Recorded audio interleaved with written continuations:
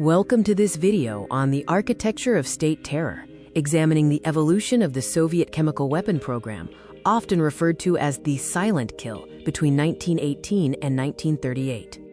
Our core argument is that the Soviet chemical program was not solely for military defense, but rather a tool for internal security and political elimination. This video explores the shift from mass use of chlorine shells to undetectable toxins.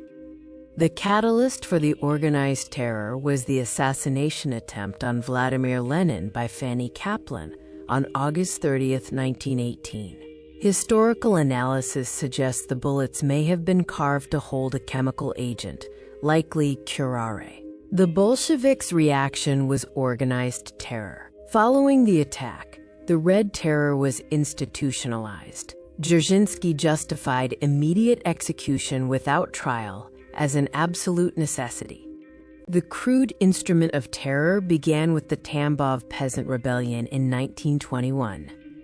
The Soviet government systematically used inherited World War I chlorine shells against its own citizens, establishing chemical warfare as a tool for domestic policing.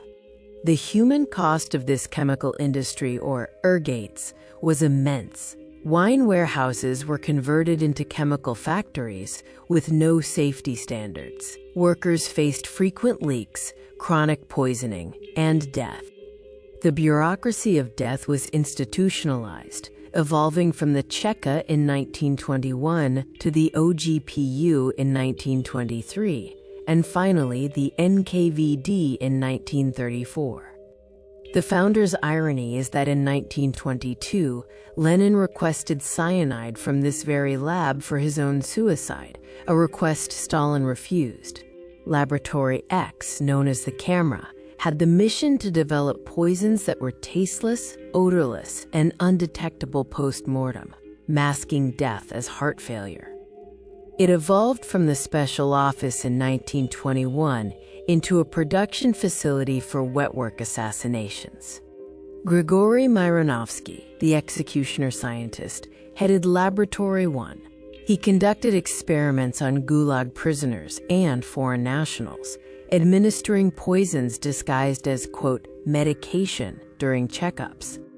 The search for C2 led to a breakthrough, a poison that mimicked natural physiological failure.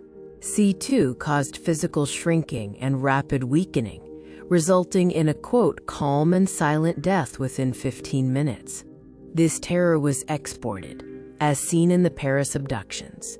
Targeting white Russian exiles, Laboratory X was proven to be not just experimental, but the global operational wing of the NKVD, as poisons were used in abductions and executions abroad.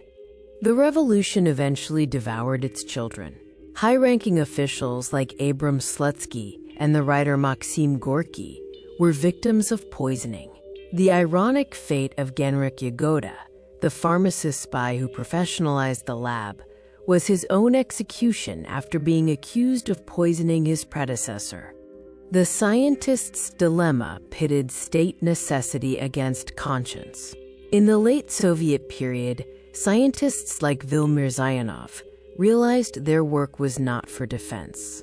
Mirzayanov became a whistleblower, exposing the continued existence of the chemical program, including Novichok, which led to his arrest and persecution. The legacy extends from the bullet to the vial. The architecture of terror, built in the 1920s, laid the groundwork for modern state-sponsored poisonings, continuing through the 2000s with polonium-210 and Novichok attacks. Here are the sources and further reading used to compile the information in this video.